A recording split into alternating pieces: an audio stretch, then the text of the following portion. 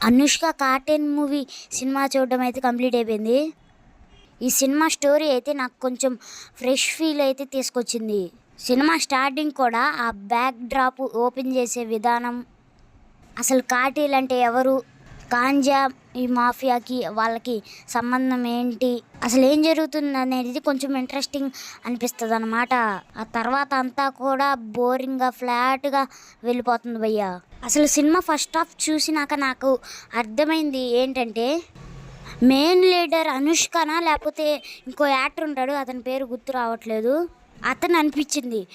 అనుష్క ఎక్కువసేపు ఫస్ట్ హాఫ్లో కనిపించదు అనమాట, పై అలా ఉంటుంది. ఇంకా ఫస్ట్ హాఫ్ మొత్తం చూసేసరికి నాకైతే బిలో యావరేజ్ అయితే అనిపించింది. ఫస్ట్ హాఫ్ అయితే ఇంకా అంతకు మించి ఏం లేదు. ఇంటర్వెల్ కూడా అయితే అంత లేదు, అంత బేభత్సంగా లేదు. ఇంటర్వెల్ మొత్తం సాగదీసినట్టు అనిపించింది. ఇంకా సెకండ్ హాఫ్ లో వీళ్ళ ఫ్లాష్ బ్యాక్ ఏంటి, రివెంజ్ డ్రామా అవన్నీ చూపిస్తారు. రివెంజ్ డ్రామా ఒక 30-40 మినిట్స్ బాగానే ఉంటది. ఇంకా మిగతాది అయితే అలా వెళ్తుంది అన్నమాట. ఇప్పుడు క్రిష్తో వచ్చిన ప్రాబ్లం ఏంటంటే, తను మంచి సీన్సే ఎంచుకుంటాడు, మంచి స్టోరీ ఎంచుకుంటాడు, కానీ ఈ మధ్యలో ఉన్న సినిమా మొత్తం ఫ్లాట్గా కానిస్తాడు అనమాట. ఏమీ అర్థం కాదు. మంచి స్టోరీకి మంచి ఎండింగ్ అయితే ఉండదు, మధ్యలో అంతా డల్ అనిపించేలా చేస్తాడు.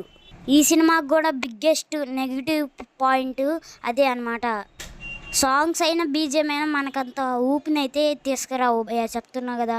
కానీ ఈ మూవీలో చాలా సీన్స్ ఎలా ఉంటాయంటే, మీరు దసరా మూవీ, పుష్ప 2 మూవీ చూసిన ఫీలింగ్ అయితే తెప్పిస్తాయి అన్నమాట. అక్కడ హీరో అయితే ఇక్కడ హీరోయిన్, అంతే, ఇంకా తేడా ఏమీ లేదు. మాస్ ఆడియన్స్కి పర్లేదు, ఓకే అని అనిపిస్తుంది.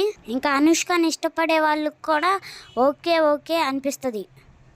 మిగిలిన వాళ్ళని అందరికీ దండం రా సినిమా చూసిన వాళ్ళకైతే అనిపిస్తుంది దండం రా సినిమాకి అని పెడతారు ఖచ్చితంగా. ఇంకా సినిమాకి నా రేటింగ్ వచ్చేసి నాకు అర్థమైంది ఏంటంటే, నా రేటింగ్ 1 మాత్రం.